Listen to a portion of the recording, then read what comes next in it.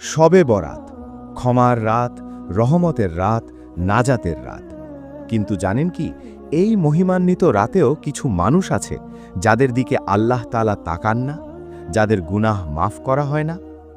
আজ আমরা জানব কোন কোন মারাত্মক ভুলের কারণে শবে বরাতেও আল্লাহর ক্ষমা থেকে বঞ্চিত হতে হয়। ১. শিরক, আল্লাহর সাথে কাউকে শরিক করা। রাসূল সাল্লাল্লাহু আলাইহি ওয়াসাল্লাম বলেন, শবে বরাতে আল্লাহ তার সৃষ্টির দিকে তাকান এবং মুশরিক ও বিদ্বেষ পোষণকারী ছাড়া সবাইকে ক্ষমা করে দেন। ইবনে মাজাহ। যে আল্লাহ ছাড়া অন্য কারো কাছে সাহায্য চায়, কবর, তাবিজ, পীরের কাছে ভরসা রাখে, এই শিরক ক্ষমার সবচেয়ে বড় বাধা। ২. হিংসা ও বিদ্বেষ নিয়ে রাত কাটানো।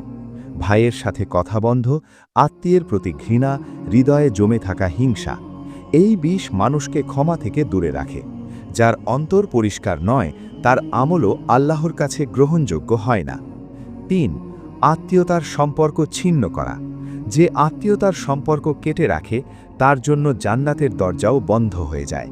শবে বরাতের রাতে নামাজ পড়ে, দোয়া করে, কিন্তু বছরের পর বছর মা বাবা ভাই বোনের সাথে সম্পর্ক নেই, এই আমল আল্লাহর কাছে পৌঁছায় না। ৪. কবিরা গুনাহ ছেড়ে দেওয়ার ইচ্ছা না করা। ব্যভিচার, সুদ, মদ, জুলুম, হারাম উপার্জন, এই গুনাহ ছেড়ে দেওয়ার ইচ্ছা ছাড়া আল্লাহ মাফ করে দাও, এই দোয়া শুধু মুখে থাকে, হৃদয় নয়। তওবা ছাড়া ক্ষমা নেই। ৫. মানুষের হক নষ্ট করে রাখা।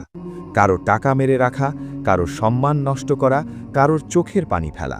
এই হক আদায় না করে আল্লাহর কাছে ক্ষমা পাওয়া যায় না।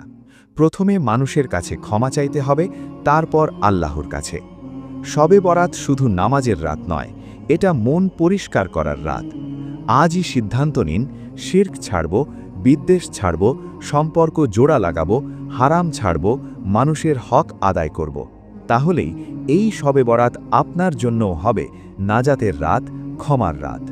আল্লাহ আমাদের সবাইকে সত্যিকারের ক্ষমা পাওয়ার তৌফিক দিন। আমিন। প্রিয় বন্ধুরা, ভিডিওতে একটি লাইক দিন, কমেন্টে আমিন লিখুন এবং ইসলামিক গুরুত্বপূর্ণ আরও ভিডিও পেতে চ্যানেলটি সাবস্ক্রাইব করুন। ধন্যবাদ সবাইকে।